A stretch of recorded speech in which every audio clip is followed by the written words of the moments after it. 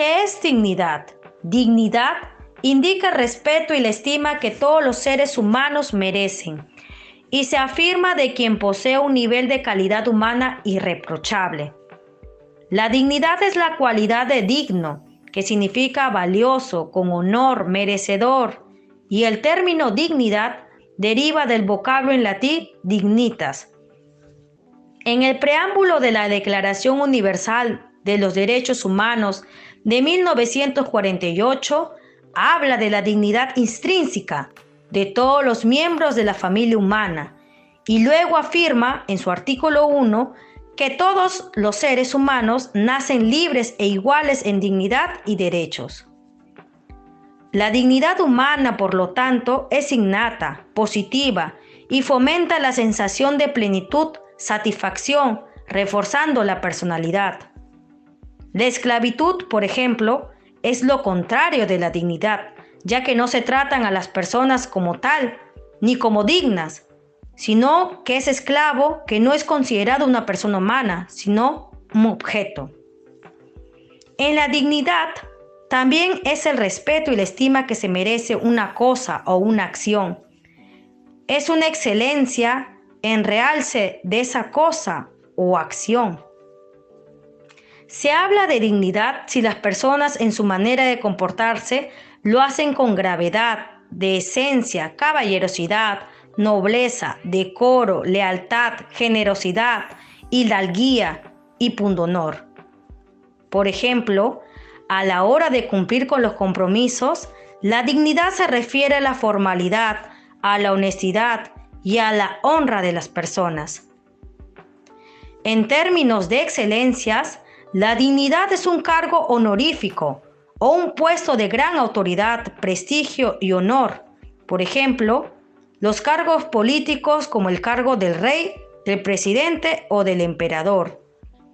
También son dominadas así a las personas que ocupan ese cargo o puesto, siendo representantes o poseedores de una distinción, siendo ellas dignidades o dignidarios. Tipos de dignidad. En filosofía, la dignidad se refiere en tres tipos, siendo ellas dignidad ontológica o dignidad humana. Es con cual todos los humanos nacen. Dignidad moral se relaciona con la moral de las personas y su comportamiento en sociedad. Dignidad real es aquella que se recibe por parte de otros. Dignidad humana. La dignidad humana es un valor y un derecho innato, inviolable e intangible de la persona. Es un derecho fundamental y es el valor inherente al ser humano, porque es un ser racional que posee libertad y es capaz de crear cosas. La afirmación que todas las personas nacen con dignidad es un tipo de dignidad ontológica. Esto quiere decir que todos los seres humanos pueden modelar, cambiar, mejorar sus vidas, ejerciendo su libertad y por medio de la toma de decisiones para poder vivir con dignidad. Dignidad moral. La dignidad moral se refiere a la dignidad de las personas como un hecho moral. Esto quiere decir que es un valor propio del ser humano dentro de la sociedad y es correcto. La dignidad moral, por lo tanto, se refleja en las conductas que la persona ejerce según su moralidad, que la sociedad acepta o rechaza. En este sentido, la dignidad moral se debe reflejarse en todos los ámbitos de la sociedad como un modelo de conducta, costumbre o tradición a seguir. De esta manera, la dignidad moral se transforma en dignidad social. Dignidad personal. La dignidad personal se basa en el respeto y la estima que una persona tiene de sí misma y es merecedora de ese respeto por todos porque todos merecemos respeto sin importar cómo somos. La dignidad personal adquirida por el trato que se recibe de todos es llamada también dignidad real. Cuando reconocemos las diferencias de cada persona y toleramos esas diferencias, la persona puede sentirse digna, con honor, libre y orgullosa de quienes son. Dignidad cristiana. En la teología cristiana, el hombre, al ser una criatura de Dios, posee dignidad. En ese sentido, y según el Catecismo de la Iglesia Católica, el hombre ha sido creado a imagen de Dios, en el sentido que es capaz de reconocer y amar libremente a su propio Creador. Así, el hombre no solamente es algo, sino alguien capaz de conocerse, de darse libremente y de entrar en comunión con Dios y las personas. La dignidad de muchas personas con problemas de salud mental no es respetada. Con frecuencia son encerradas en las instituciones donde permanecen aislados en hospitales y en las cárceles, pero también en sus comunidades. Frecuentemente están privados de derechos de tomar decisiones por sí mismos. A muchos se les niega sistemáticamente el derecho de tomar decisiones sobre su atención mental y tratamiento, sobre dónde quieren vivir, sobre sus asuntos personales y sobre todo financieros. También se les niega el acceso a los cuidados generales y de salud mental. Como consecuencia, son más propensas a morir prematuramente en comparaciones con la población general. A menudo se ven privados de acceso a las oportunidades de educación y empleo. El estigma y conceptos erróneos acerca de las condiciones de salud mental suponen que también se enfrentan a la discriminación en el empleo y se les niega la oportunidad de trabajar y ganarse la vida.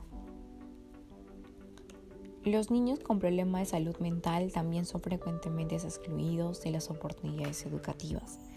Esto conduce a la marginación y la exclusión de las oportunidades de empleo en la vida posterior.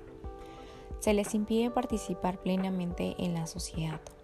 También se les niega la posibilidad de participar en asuntos públicos, ya sea a votar, a presentarse un cargo público.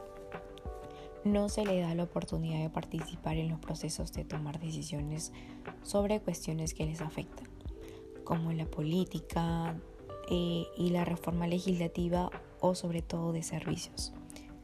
Además, el acceso a las actividades recreativas y culturales a menudo se niega a las personas con problemas de salud mental. ¿Cómo se pueden promover los derechos y la dignidad de las personas con problemas de salud mental?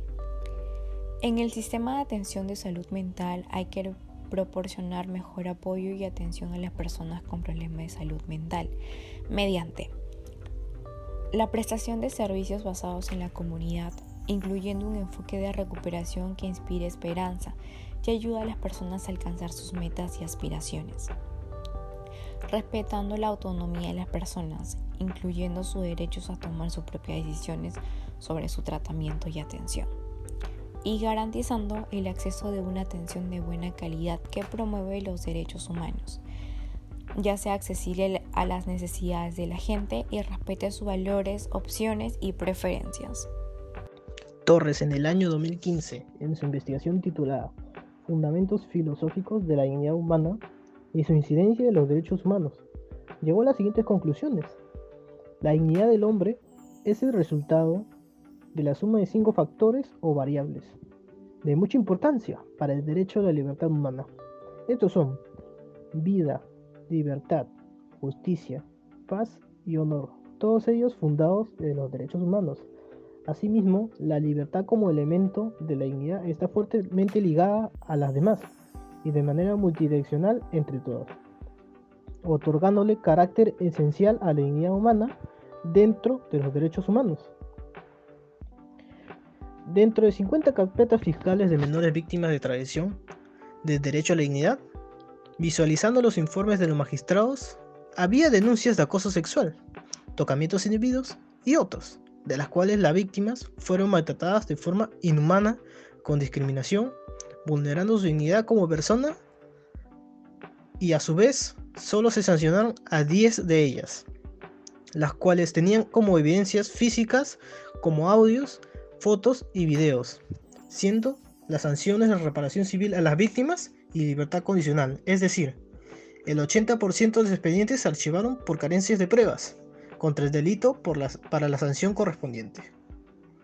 Los delitos de los actos contra la dignidad encontrados en los expedientes analizados se realizaron mediante un proceso teniendo en cuenta los elementos periféricos para determinar la certeza de aquellos hechos contra menores, en las que se sancionaron 20 casos, que representa un 20% de todos los expedientes y el 60% no fueron sancionados por escasas pruebas.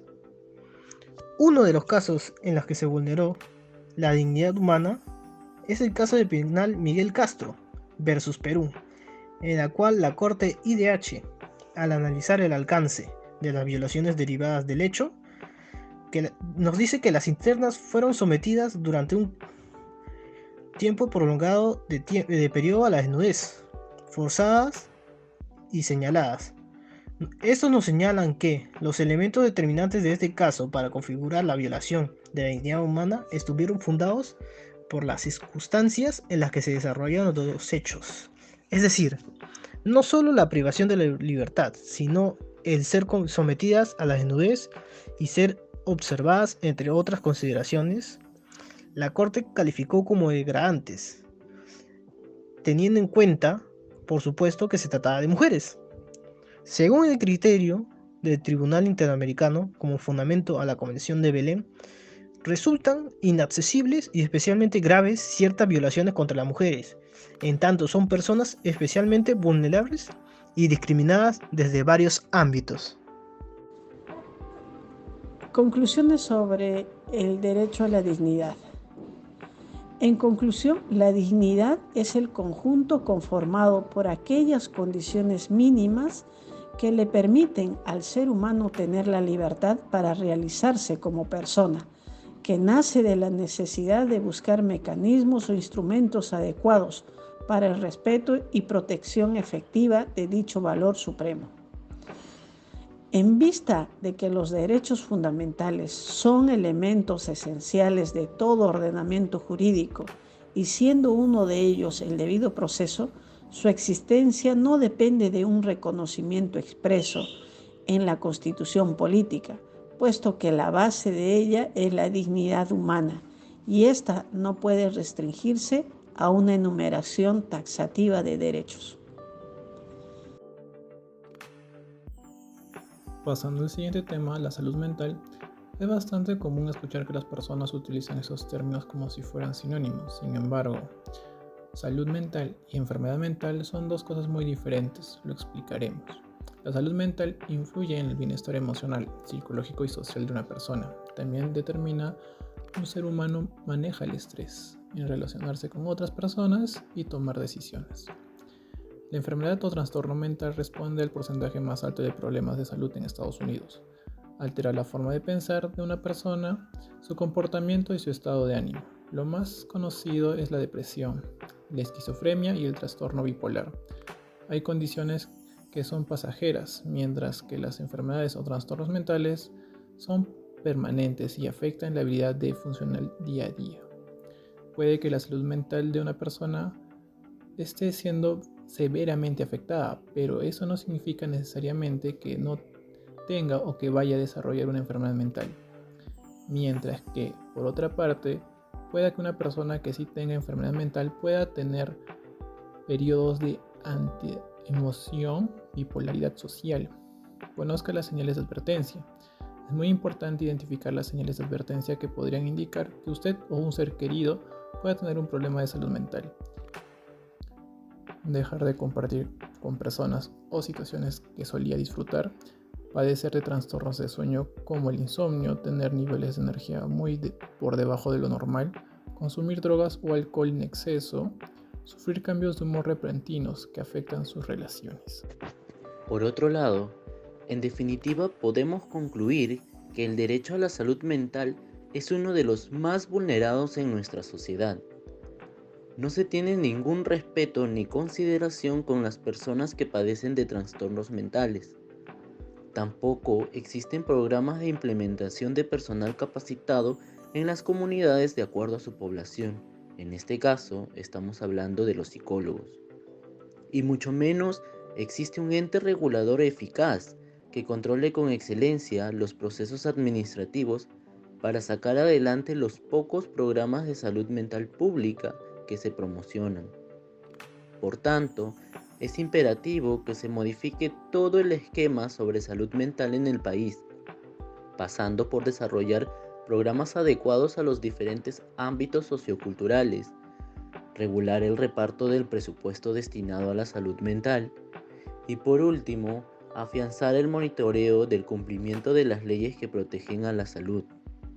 Es así que las iniciativas de salud pública deben dirigirse a las personas que carecen de apoyo social y a aquellas cuyas finanzas empeoraron con la llegada de la pandemia.